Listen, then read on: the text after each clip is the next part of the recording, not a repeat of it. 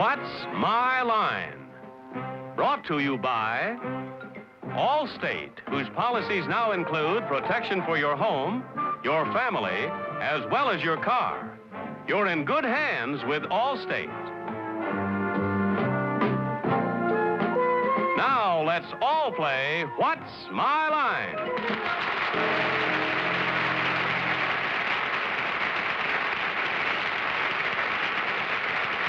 And now, live from New York, let's meet our What's My Line panel. First, the popular columnist whose voice of Broadway appears in papers coast to coast, Miss Dorothy Kilgallen.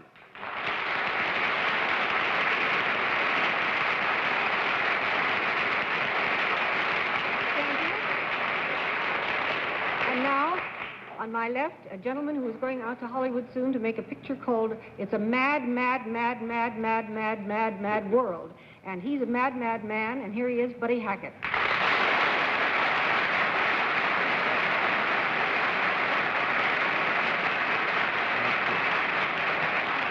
And now I'd like to introduce a very beautiful lady who does a lot of the lovely things, Miss Arlene Francis.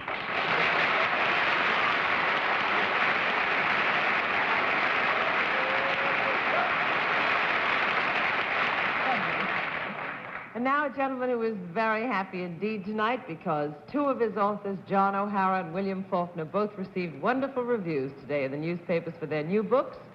Here he is, head man at Random House, Mr. Bennett, Cerf.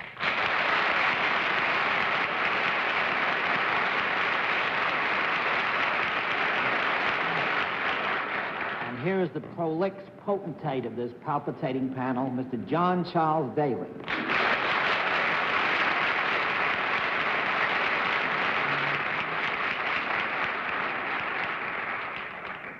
Good evening and welcome to What's My Line.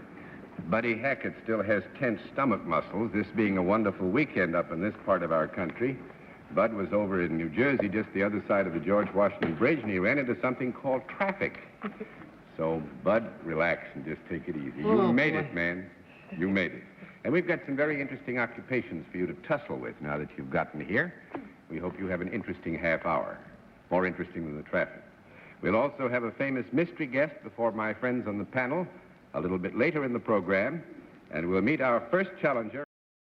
And now let's meet our first contestant. Will you enter and sign in, please?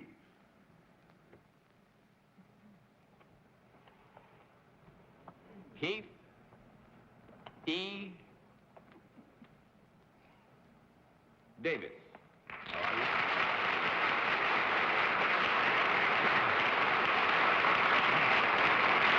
Mr. Davis, where are you from? Dunbar, West Virginia. Dunbar, West Virginia. Nice to have you with us. May I present our panel? And now, Mr. Davis, will you join me over here and tell me, do you know how we keep score on What's My Line? I do. Fine, then we'll let the audience at home and the audience here in the theater know exactly what your line is.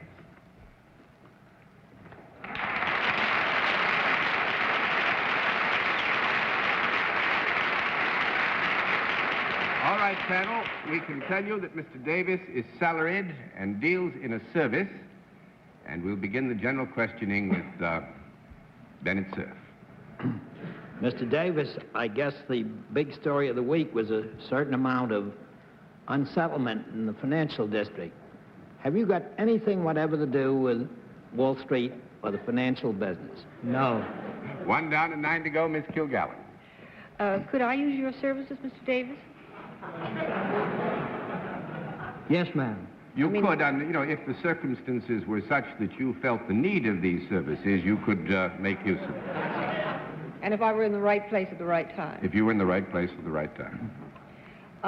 Do you do your work outside of New York, Mr. Davis? Yes.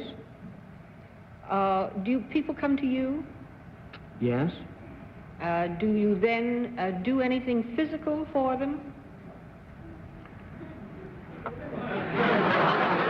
Well, I think we could agree that the proper utilization of the service which you purvey would tend certainly to have some impact physically as well as otherwise on those who receive the service, yes. They come to you? Yes. And you are indoors at that time? Sometimes. Oh, you can be out of doors too, and Yes. still render the same service. Yes. Is it necessary for you to touch the people in order to render the service? Sometimes.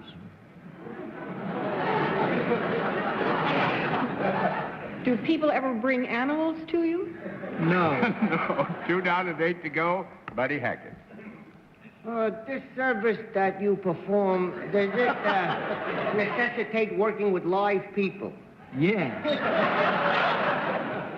And after you finish your service with these people, are they still alive? We hope so. Is this service that you render, allegedly, supposed to make people feel better? That is a matter of opinion. I would say here again, buddy, if I may, that those who come and voluntarily accept this service may very well, in the normal course of events, have a better sense of physical well-being and perhaps even mental well-being, but would depend entirely on the circumstance. Well, according to your answer, sir, I'm going to take a wild guess and say that you're an evangelist minister of some sort. No. That's 3 down. You could have said, yeah, it sounds very classy. 3 down and 7 to go, Miss Francis. Do you, by any chance, work for a non-profit-making organization? I do. Is it some branch of the government? Yes. Is it the federal government? Yes. Is it the legislative branch of the government? No. 4 down and 6 to go, Mr. Cerf. Mr. Davis, are you in one of the bureaus that gives some help to people in one way or another? Like fisheries or hunting? No. No, no fisheries or hunting. That's 5 down and 5 to go, Miss Kilgallen. You work for the government, and you can work either indoors or outdoors. Can you do this work without wearing a distinctive uniform that I would recognize instantly? No. 6 down and 4 to go, Mr. Hackett. And you work for the government and you wear a uniform. Yes. This question, I would say, I take a chance that you're not a member of the armed forces. Why? Why do I take a Now, chance? there's been no call for a conference. You want to put the question, are you? John, it was just a reaction. I'm sorry. Oh. Go ahead, buddy. Oh, are you a member of the armed forces? Yes. Nice work, Daddy baby. Let's see what happened. Are you with the Marine Corps? Yes. Are you a man who alters people's life when you administer this service to them? Alters people's life? Yeah. What is the term of reference, buddy? In other words, I was like assuming if he were a recruiting officer, say, in the Marine Corps, someone came to him, their life would surely be altered once he said...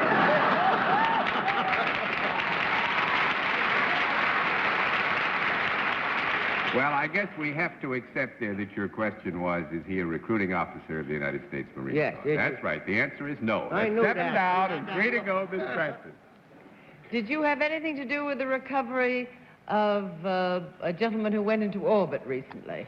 No. 8 down and 2 to go, Mr. Cerf. Mr. Davis, are you an officer in the Marine Corps? No. 9 down and 1 to go, Miss Kilgallen. Do you have anything to do with the preparation of food or drinks?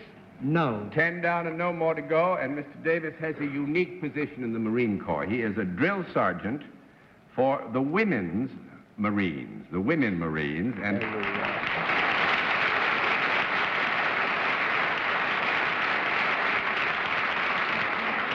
needless to say, there is only one other man in the nation with enough courage to take this on.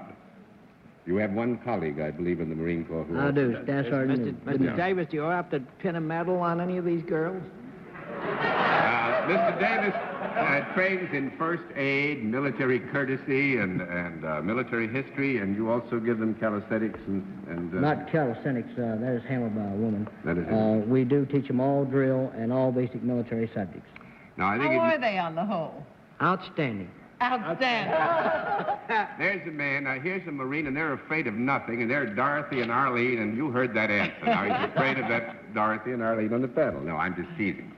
But I do think it needs to be said that Sergeant Davis is a drill instructor, which is the highest rank, I believe, sir, that the Marine Corps has for enlisted personnel. Is that One of the right? highest positions One of the that you highest can take. positions. And he trained with men, and when they felt he'd developed the right kind of proficiency with men, then they let him go over and be a drill instructor for women. Is that right? Correct. I will say this, you have a great corps. It's a wonderful corps, and you, I think, exemplify one of the reasons it's great. Sergeant has been in the Marine Corps since he was 17 years old, and I don't think you look a day over 18 right now. It must be good for you. Thank you, nice sir. to have you with us.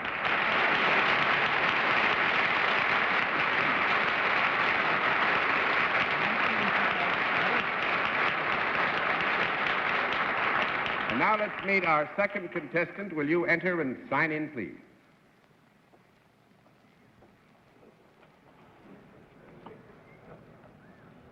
Helen A. Wagner, right?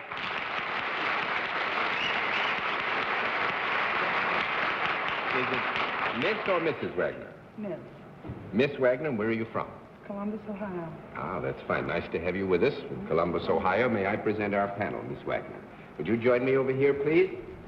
Do you know how we keep score, Miss Wagner? Yes. Fine, then we'll let the audience at home and the audience in the theater know exactly what your line is.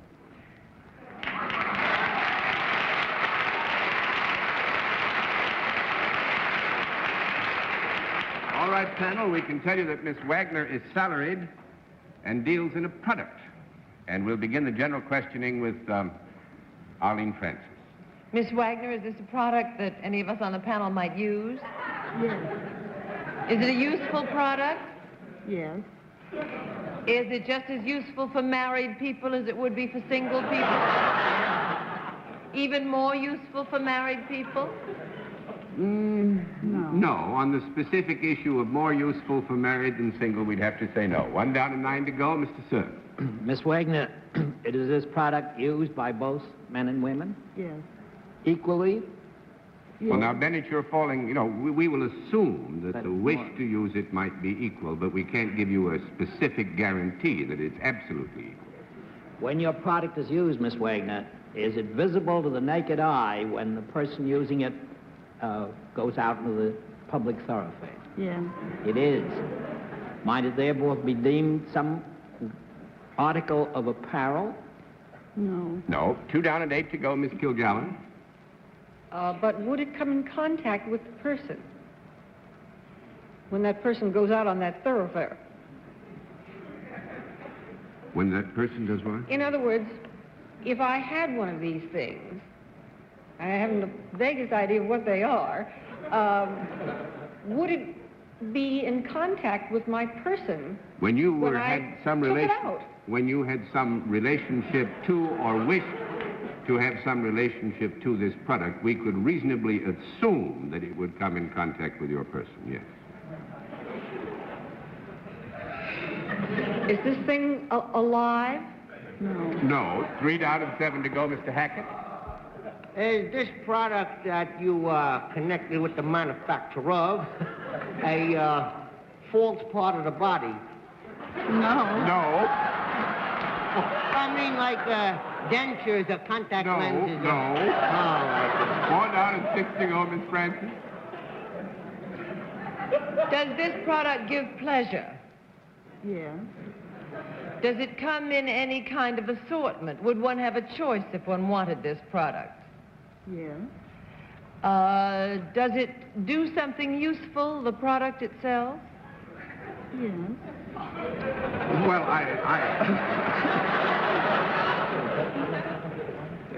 Yes, I think we would have to agree that if we use the term useful in a very general sense, that subjectively, whoever was using it might agree that it had been useful in the end results, which were Well, the end results. is it, is this product consumed? Yes. Is it put in the mouth? Yes. Is it swallowed? Yes. Well, that's good. Is it something that might be found in the kitchen? Yes. Is it something that would be served at mealtime? Yes. Is it associated with a course rather than the main course? Yeah. Is it in the condiment family? And I don't know what family that is. 5 down and 5 to go, Mr. Cerf. I don't believe, Miss Wagner, we've established whether it's solid or liquid, have we? No, that has not been determined. Is it a solid? No. 6 down and 4 to go, Miss Kilgallen. Nice try, though, Bennett. Now, what is it? We're walking around carrying this thing? We didn't say that. Not loose, Well, Bennett's got us out on a thoroughfare somewhere. On a thoroughfare. I'm still But there. Bennett put you on the thoroughfare, and we just... I'll put you on a liquid thoroughfare. Does this liquid, which we presumably might take on a thoroughfare, have any alcoholic content? Yeah. Is it beer? Yeah. You have something to do with the making of beer? You are a brewmeister? Well, I will say this, Dorothy. I think this is one, perhaps it would be unfair to make you go specifically for it, but you have substantively at least determined exactly what Miss Wagner does. But there's an additional little surprise. Miss Wagner is the vice president of a brewery.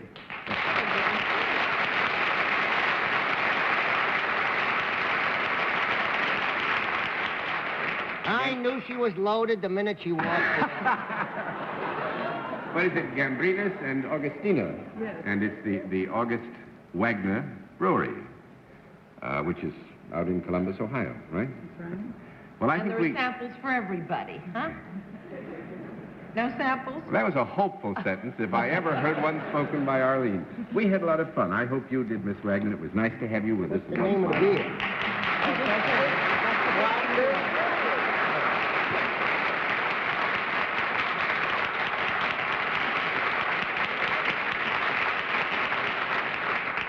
We'll meet tonight's mystery guest in just a moment, but first, here is a word from us. And now we come to the special feature of our program, the appearance of our mystery challenger, for which, as you all know, my colleagues on the panel are blindfolded. Are those blindfolds all in place, panel? Yes, sir. Will you enter mystery challenger and sign in, please?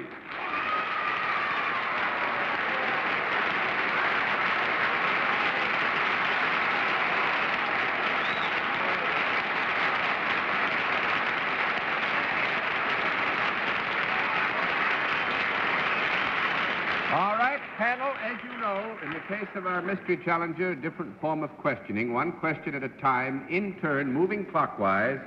And let's begin with Dorothy Kilgallen. Are you connected with more than one area of show business? Yes. Mr. Hackett? Are you a person? Perhaps. Miss Francis? Have you made your biggest reputation in the field of pictures? Perhaps. I would, with your permission, amend and say to the specific point of the question that the answer probably would be a provisional no. So I'll give you a full no. 1 down and 9 to go, Mr. Cerf. No. This is merely not to confuse you. Because, Arlene, I'm assuming here that what you're asking is whether our guest has a reputation which is known to the public solely or mainly because of motion pictures. Is that right? All right, Yes, Mr. sir. Cerf? That's right. Could you be classified as one of these juvenile phenomenon that have dazzled the world lately?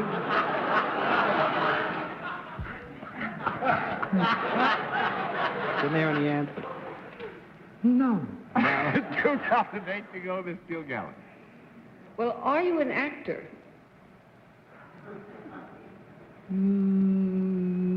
Yes. Mr. Hackett? Do you make recordings? Not so far. 3 down and 7 to go, Miss Francis.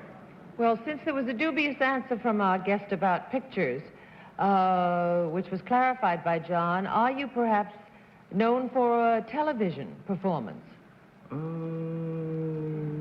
Yes. Mr. Cerf? Have you ever, or are you at present, appearing in a legitimate play on Broadway? No. No? Well, now, was your question, have you ever or are you now? Yes. Are you now? Have you ever or are you now? Either one. So we'd say yes to that. I would say no to the last part. No to the last Don't give one. him so much help. Thank you. Yes to the first part. Miss Kilgallen? In your television series, am I assuming something, or did you say series? No, Just said he was on television. Well, when you're on television, do you play a sort of a cowboy type?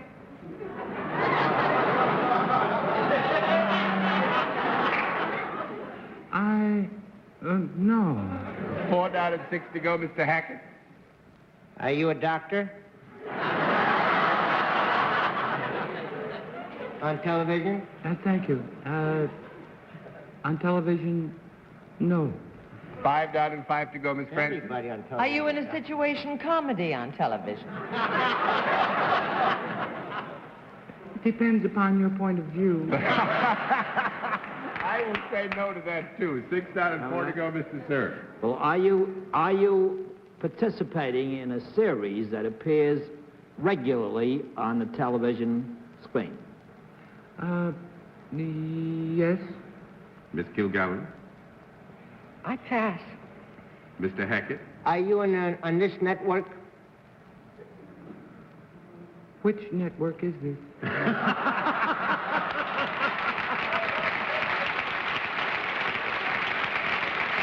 is the network where we get a lot of wise guys. That's what network. CBS. C. What? C. Yes. C. Yeah. You gotta be on all 3 letters or forget it. Yes, you see. Miss Yeah. Francis? Are you on a program that has to do with law and order? Yes. Mr. Cerf? I pass. I never see that. Oh, you know. I don't know what channel it's on, but are you Perry Mason?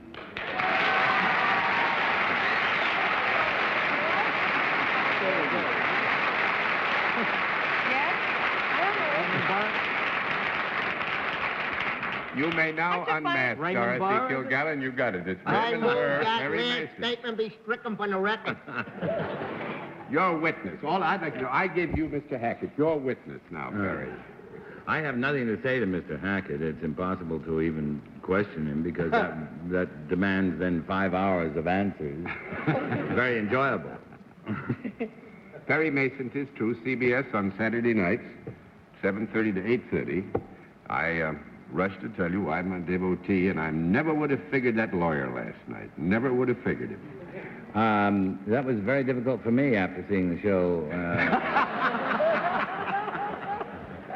Now, I figured the character who rode up on the horse, you know. I said, now, there's a boy that I got some deep suspicions of.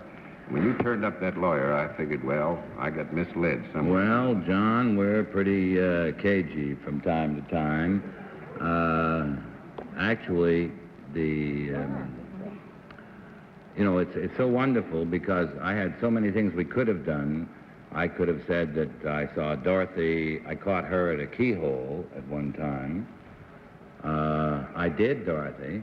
I could have said that I met Bennett Cerf in the Pentagon, and when I was sitting at the Secretary of Defense's desk and asked him to come in to the office. It was a surprise. Yes, it was for both of us. The keyhole we just saw again, Dorothy, was in Rome when you and your husband were there. Of course, and you were in a carriage, weren't you? Yes, I you were was. being so- So I caught Dorothy Kilgallen at a keyhole, and I invited Bennett Cerf into my office in the Pentagon. You did very well, and thank you for being our nice guest. being here. Lovely Thank to you, have you John. with us, Ray. Thank you.